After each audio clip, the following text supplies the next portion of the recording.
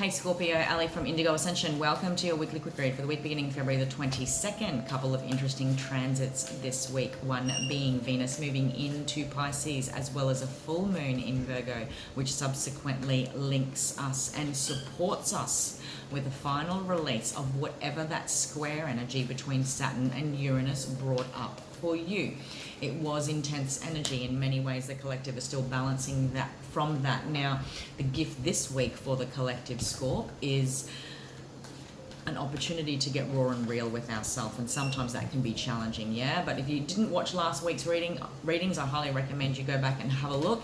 It was about really addressing the elephant in the room in one way or another. When we are juggling the new versus the old, in order to truly step into the new, it's going to require this level of surrender from us. It's going to require we say yes. It's going to require we say no more.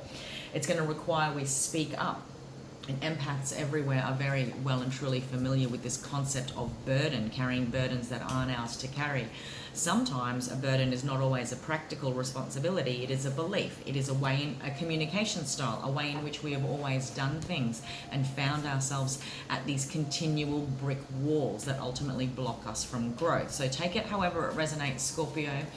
The energy this week, thanks to that full moon in Virgo, is working in a way that, you know, when a volcano pops like that square energy was promising, that we can truly release that which gets in the way. Now, Venus moving into Pisces, Scorpio, is infusing a lot of love into your love sector. Now, you're activating fifth house energies with this Venus transit into Pisces. The fifth house rules creativity, fun, joy, romance, children, and childlike essence, okay? That's where your attention is going, you know, to be perhaps drawn in many ways this week. You know, where have you been all work and no play? When was the last time you had fun? When did you last really connect into your primordial creative essence? And we look at the energy of creativity. It connects us into our manifestation ability, which is all about creating and manifesting change, yeah? So watch how this beautiful energy of Venus moving into Pisces is infusing this romance and love and joy and creativity area of your life. You're going to be feeling that. But of course, this full moon is going to ask that you sort of release on 11th house matters. 11th house matters connects you in to the role you have always played, Scorpio. Okay, where has this version of yourself, the old you, sort of blocked yourself from experiencing more romance, love, creativity, fun, and joy in your day-to-day? Okay, the solution and the key therein lies with you this week, my friend. Work powerfully with that full moon when it comes to this concept of 11th house energies, connecting us into our networks, okay? The role I've always played, maybe the role you play to your greater networks in your career, in your family, whatever the case may be, in your friendship circle, has sort of prevented you from somehow truly connecting into your raw creative essence, your joy, your fun. So notice where those imbalances are happening. And when it's about stepping into the new, like I said, Scorp, this week is going to offer the collective a beautiful opportunity to really get raw and real with ourselves about what we must surrender and say no more to, where we can put boundaries down. It's about bringing into balance needs versus wants, desires versus restrictions, yeah? And sometimes self-love and active choice for the new looks like putting boundaries down and closing doors as far as old ways of doing things. Alrighty, my friend, the soul card for you this week is honesty. The honesty card talks about getting honest with self. Maybe there's a conversation. Maybe there is influential patterning and triggers still happening from the past where dishonesty was a factor for you, my lovely Scorps. I can't always expect the truth from others, but I can expect it from myself. We're working with third eye and throat chakra energies here.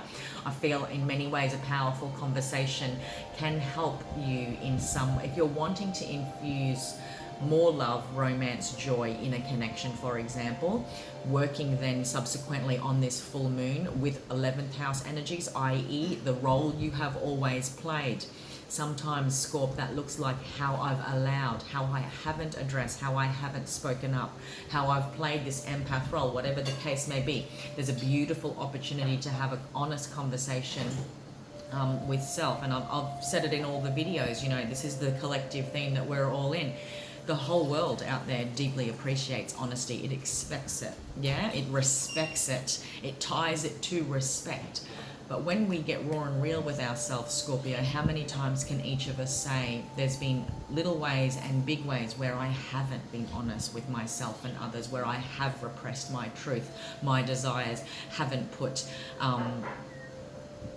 boundaries down, or whatever the case may be. All right, so the honesty card talks about I can't always expect the truth from others. Maybe there's some unspoken words, some unaddressed things. Maybe manipulation is at play. Don't you know, not to forget that each tarot card has a shadow and light, but that's what I was experiencing first. Okay, I feel like there's a past energy where manipulation and dishonesty was at play, but let's look at the light side of both of these cards. Okay, this is manifestation at its finest. If you're desiring to create change, desiring to manifest that new path, new version of yourself, new experience, what is it going to take? First, it's going to take an honest conversation, okay, to secure that commitment, to feel more secure in your path ahead, to solidify, all right? Stability is what I do want to say. So you're genuinely experiencing a victory thanks to the final. Like, yeah, there's truth again. There's a cutting away of the old. There's clarity and moving towards peace. I could keep going.